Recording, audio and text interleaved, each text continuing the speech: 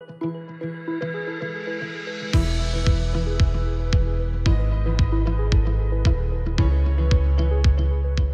my morning routine is simple. I have this chair in our family room and I wake up and I make coffee and I sit in this chair and I have this little book that every day has a meditation in it, or it has thoughts for the day, kind of like a Stuart Handy if you remember Saturday Night Live. So I read that and I think about it for a little bit and I force myself in my mind to list 3 things that I'm grateful for. And I try to go to them in detail. Some people write them down and sometimes I write them down if I feel like I'm not focusing really well. But when I'm focusing well and I'm on my game, I think in detail of the 3 things, or just 3 new things that I feel grateful for and why. And I meditate on them, and usually they involve people, so I can think about those people. And then I force myself, this is the really hard part, what are 3 things that I like about myself? And believe it or not, that's hard to do because that authenticity of things that you appreciate yourself. I mean, we don't normally go around telling ourselves how great we are, right? Or we hope we don't. So thinking about those things usually takes a lot longer than thinking about the 3 things that I'm grateful for. But that puts me in a good position, I feel like, to start the day. Number 1, the more I am appreciative of myself, or the more I am liking myself, the more likely I will like and treat others with love. Secondly, I think that understanding and the gratitude that I have that I can't do anything on my own effectively, and people are supporting me and around me and I have gratitude for them, helps me approach how I view people during the day. So I think it sets me on a plateau for me to be more accepting, tolerant, and patient of others, and also to be more loving and caring for all.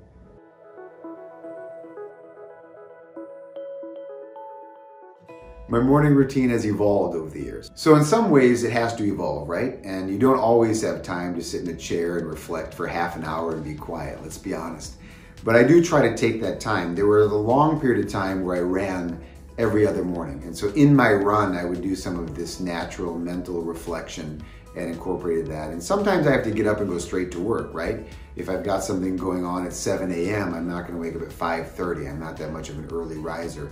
But when I do drive to work, I do not listen to music. It's silent in my car. Sometimes I talk or pray out loud, just so I remain focused, because I have a hard time when I'm trying to think of these things to not start having the day go through my mind, who I need to call, what I need to do.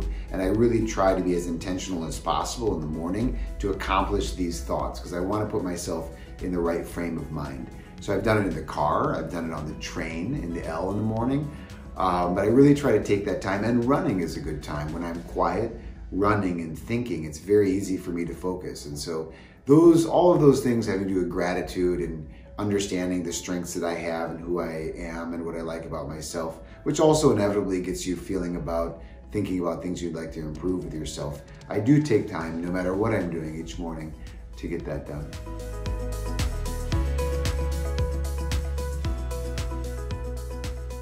I think my morning routine benefits others because in the morning I get out of myself and I start thinking about others and how I appreciate them and I'm grateful for them. So when I interact with people on a daily basis, I'm asking them about them.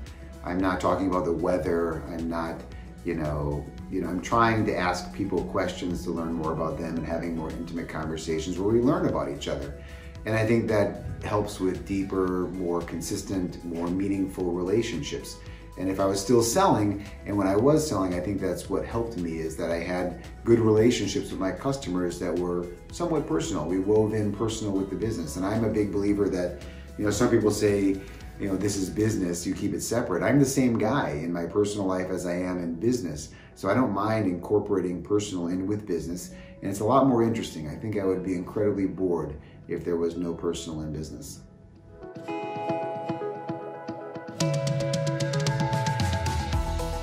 So one word of advice I'd give to anyone who's trying to start a routine is that I know it takes a number of days before something becomes a habit. So instead of saying you're going to do 5 things, maybe just doing 1. And that one thing can be just making coffee. And then you can add on to it. But I find that it's much easier to, when building a foundation, gradually add things than try to do them all perfectly at once.